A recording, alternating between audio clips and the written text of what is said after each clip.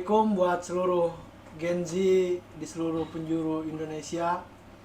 Hari ini kita bertiga memulai perjalanan baru lewat podcast Republik Gen Z. Bersama dua teman saya, sebelah kiri saya siapa?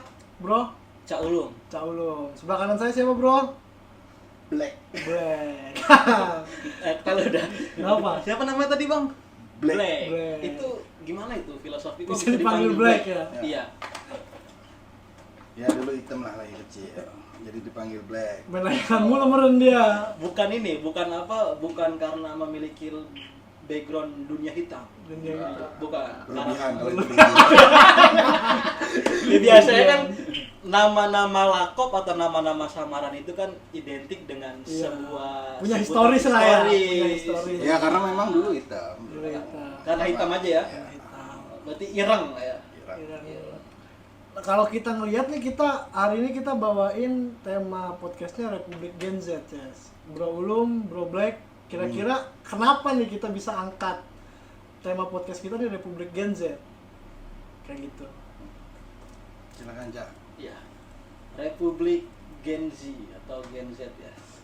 Dimana kenapa harus hadir Republik Gen Z ini? Ini tempatnya para Gen Z untuk menuangkan semua cara pandangnya, baik isu sosial, baik itu hal yang serius, baik hal yang santai, ataupun hal-hal yang memang Gen Z ini harus mengambil alih di tahun ini, karena ini adalah tahun anak Gen Z. Itu tahu nggak Gen Z itu kriterianya di tahun berapa, Bang Black? 90-an sampai 2000-an awal. Awal tuh. Wah, ngeri Bang Black ini. Ya. Oh bener banget. Ya, sekarang nih kebetulan kita bertiga nih sama-sama lahir di mana tenggat waktu disebut generasi Gen Z. Jika sebelumnya ada generasi baby boomer, sekarang ada generasi alpha. Sekarang nih yang megang tonggak semuanya kan, yang menguasai media sosial lah. Dari yang mempengaruhi sampai yang dipengaruhi adalah generasi Gen Z nih. Maka jangan sampai kita nih sebagai generasi Gen Z mudah dipengaruhi oleh media sosial. Makanya kita harus masuk nih ke ranah media sosial. Kayak gitu. Nah, tapi menarik sih. Ya. Gue lahir di tahun Gajah? Enggak. Itu malah lebih muaman. Gue lahir di tahun 1998, pas di tragedi reformasi pada saat Soeharto. Krisis moneter ya waktu itu. Krisis moneter. Jadi pas saat krisis moneter, orang pada demo, disitulah Cak Ulum lahir. Iya, berarti Cak Ulum lahir ketika sedang kerusuhan, Bos. Iya. Ketika hidup sedang susah-susahnya itu. Nah, itulah. Itu, makanya wajar kalau dia ini spiritnya itu spirit perlawanan. Gitu. Kalau yang lahir nih tahun berapa, Bos? 98 juga. Wah, ngeri. Di era pas momen apa? September momennya apa kira-kira? Oh, G30S, Bos. 30 SPKI. Wah, ngeri. September hitam kan, makanya dipanggil Black ya? Black. Itu ternyata. Karena itu momentum September hitam, ya kan? Semanggi 1, Semanggi 2 kan? Berarti ente bohong, bukan sebuah karena background dulu hitam. Berarti ente memang terlahir di Momen hitam, momen kelam. hitam. Tapi ada gen PKI emang? Enggak ada. Nggak ada. Soalnya kan Yang rumah ada itu di mana? yang ada Rumahnya di di mana rumah? Dengklok. Dengklok. Karawang. Enggak ada kalau di Nggak ada ya? Dia culik-menculik berarti. Dia punya genetik menculikan berarti. Jakanya jago bungkus dia. Jago bungkus. Gua ada pertanyaan sih, Bang Black ya, di Rengas Dengklok. Gimana sih ya masyarakat sekitar tuh tahu nggak sih sejarah terkait Rengas Dengklok? Maksudnya wilayah orang Rengas Dengklok tuh tahu nggak sih ada momen apa gitu? Kalau itu sih Anak-anak mudanya lah, orang-orang Gen Z-nya lah, terus selaku orang sana gitu. Mereka tahu semua karena di pelajaran sejarah itu selalu dibahas terkait Rengas Dengklok, khususnya ketika penculikan Soekarno, ya kan, penyelamatan dia ke Rengas Dengklok. Dan ada monumennya juga di sana ya? Ya, Tugu monumennya ada, masih ada monumennya, ada monumen rumah singgahnya Penculikan ada, ya, ketika penculikan. ya rumah penculikannya ada, sama ada tugu tangan. Jadi ibaratnya itu tangan-tangan para pemuda yang Ketika menyelamatkan menculik, Iya, Soekarno. apa namanya? Kenapa ya? Semua orang-orang penting itu pasti selalu memiliki tragedi penculikan atau intimidasi atau apapun itulah, baik dari tokoh-tokoh pemuda dan juga orang-orang besar. Kenapa ya? Nah, kalau gua Selalu ngeliat ada sih, hal-hal seperti itu. ya, kalau soal itu gua ngeliat sih kita nggak jauh berbeda lah sama teori bahwasanya tidak terlahir pelaut yang hebat kecuali tidak melewati badai atau pasang yang sangat besar kayak gitu. Betul. Jadi kalau untuk menjadi orang yang hebat benar-benar harus dihantam, harus ya contohnya kayak Gatot Kaca lah. Jadi masukin diasah ke memang. kawah Chandra di muka kan, Benar, yang benar. dimana di situ tempat kawah yang sangat panas tapi dia ditempa di situ. Nah sekarang di momentum Lebaran nih, gue pengen tahu nih di momentum Lebaran kemarin apa nih yang teman-teman laksanain nih dari kan lu di Karawang, lu di Gua di mana Bekasi. tuh di Bekasi, gue di Lebak Bulus, pasti kan beda nih kan, kayak gitu. Gimana nih momentum Lebaran yang lu lewatin Black selama di rumah Black? Ya kalau momentum Lebaran tahun ini nggak seramai Lebaran sebelumnya ya. Nggak tahu kenapa, mungkin karena keadaan di lingkungan mungkin atau gimana. Tapi yang faktor yang paling mendukung itu adanya saudara yang pergi ke Ramatullah kan. Oh Itu yang iya menjadi iya. suatu Lebaran yang kurang menyenangkan lah. Iya. Ya kan, harusnya kita bisa berkumpul bersama-sama. Tapi ada berita duka. Ada berita duka yang membuat kita agak kurang maksimal menikmati bulan Lebaran kemarin. Hari Lebaran kemarin. Kalau ente Ces, yang lain pulang kampung nih, ente kemana nih? Kalau gue sih ya di rumah aja ya, di Bekasi. Sebenarnya sih kalau gue sih nggak terlalu menikmati hari Lebaran hari ini. Sama saja dengan Lebaran-Lebaran tahun lalu. Cuman momen Lebaran ini sebelum pasca Lebaran khususnya di bulan Ramadan itu yang menjadi sebuah renungan. Karena kalau teman-teman tahu lah ya, Lebaran kita itu mencerminkan apa? Ramadan kita itu kemarin tuh mencerminkan nilai-nilai toleransi besar. Umat Islam puasa, orang Kristen melaksanakan Rabu Abu atau hari Paskah. Itu momen toleransi yang bagus tuh. Di Ada saat nyepi juga ya, nyepi. di momen itulah gue di rumah aja banyak merenung terkait hal-hal toleransi, nilai-nilai toleransi. Jadi memang di Bekasi kita memang Lebaran kita itu bukan Lebaran hari ini kalau orang Madura. Iya. Gue tinggal di Bekasi cuma asli Madura. Jadi Lebaran gue di Bekasi ya hanya di rumah aja. Paling nanti kalau orang udah selesai mudik barulah gue jalan-jalan. Karena macet juga kan. Bener. Tol aja tuh, kemarin tol ya macetnya begitu sangat sampai ditutup tuh kan jalur ke arah luar kota lah sana kan. Jadi ya lebih baik momen Lebaran bersama keluarga di rumah.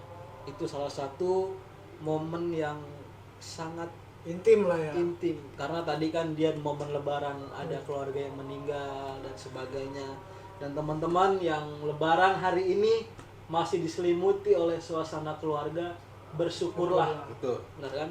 Karena sekarang nih orang-orang tuh Lebaran tuh yang dicari apa? Duit, THR, duit, THR. Tapi momen bersama keluarga Itu yang mahal. Itu yang mahal, Bos. itulah makanya Sepakat. mumpung masih ada keluarga, kita Lebaran itu lebih memilih untuk selalu bersama dengan keluarga lah.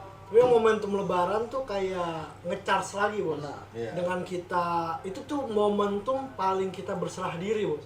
Kita mana kalau di hari-hari biasa sangat kecil bos. Kita ngelihat ada anak muda, ada orang tua yang mau mengulurkan tangannya lebih dahulu untuk memohon maaf, ya kan, untuk Betul. mengaji wal faizin. Tapi di momentum Lebaran karena perintah Allah, perintah Rasulullah, anak-anak yang lebih muda, orang-orang yang lebih tua mau mengulurkan tangannya lebih dahulu untuk mengucapkan minta maaf minal aidin wal faizin. berarti Lu juga di rumah? Gue di rumah aja. Oke, Di situ jadi tempat ya kita nge-charge lagi lah, bertegur sapa dengan orang-orang di rumah yang sebelumnya terputus silaturahminya, jadi bisa kita sambung lagi. Betul. Kayak gitu.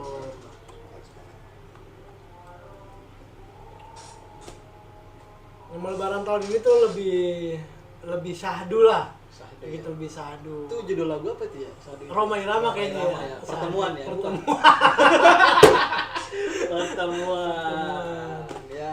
Ya mudah-mudahan memang momentum Lebaran ini ya sebelumnya ada yang masih ada, terus momentum Lebaran ini kita udah mulai meninggalkan kita. Betul. Mudah-mudahan di Lebaran besok kita masih bisa bersama nih, Cez. Betul. Kita masih bisa bersama Amin. dalam raga, ya kan, dalam pikiran kita masih bertemu kayak gitu. Itu. Mungkin mudah-mudahan rezeki kita aja yang bertambah, Ces. Benar. Ya. Dalam segi kesehatan, Benar itu. kayak gitu kan. Temenan. Benar. Betul. Kira-kira pesan apa nih, Ces, yang bisa kita tularkan dari refleksi Lebaran tahun ini kepada teman-teman yang sebetulnya dalam segi Gen Z ya, Benar. Lebaran ini kadang-kadang bisa menjadi tekanan, Ces, bagi anak-anak muda, bagi anak Gen Z, karena mereka merasa tertekan. Itu mental health mereka sebetulnya di momentum Lebaran lebih tertekan, Ces. Mungkin ada Kebutuhan.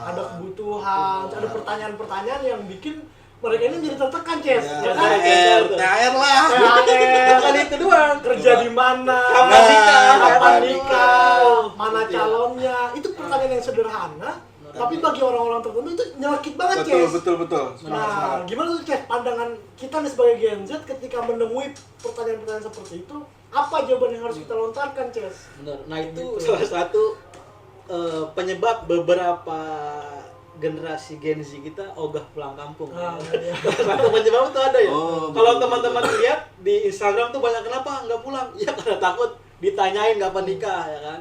Sebenarnya ketika pertanyaan kapan nikah itu sama aja ketika kita ditanya kapan ente mati. Betul, Karena itu betul. pertanyaan yang sensitif, ya Iya, kan. karena rezeki, takdir, Nah. jodoh itu urusan Tuhan. Betul. Kayak gitu. Nah, itu yang kadang oleh Gen Z itu cuma dipakai sebagai logika basa-basi aja. Iya.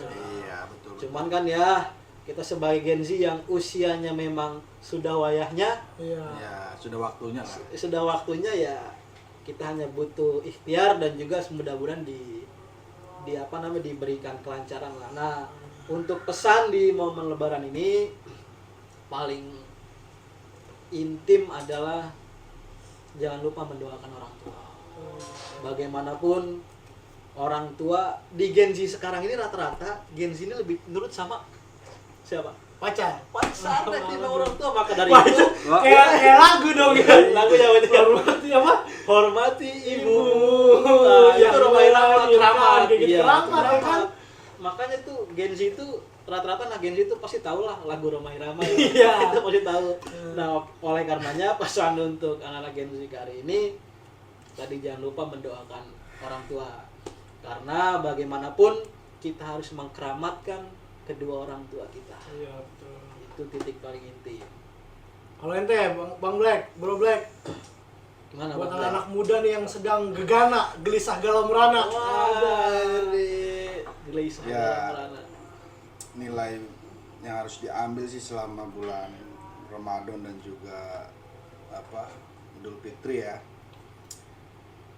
Tapi kemarin ente itu loh Bang, maaf ya. Kemarin Apa? ente Lebaran duluan apa barang pemerintah? Orang pemerintah. Oh, barang pemerintah. Ngeri. Apa lupa? Lanjut lagi Bang. Apa tadi ya? Itu ngomong apa? Ya, perbanyaklah bersilaturahmi. Silaturahmi. Ya, dan juga jika ada waktu sempatkan berkumpul dengan keluarga gitu. Karena memang nggak tahu ya, ini karena aneh di kampung. Jadi kalau di kampung tuh Lebaran memang udah waktunya harus kumpul bareng-bareng, ya kan? Gimana pun keadaan setiap anggota keluarga ya tetap harus kumpul. Karena untuk apa? Ngecas spirit dan juga rasa kasih sayang antar saudara. Itu sih menurut gua. Kenapa?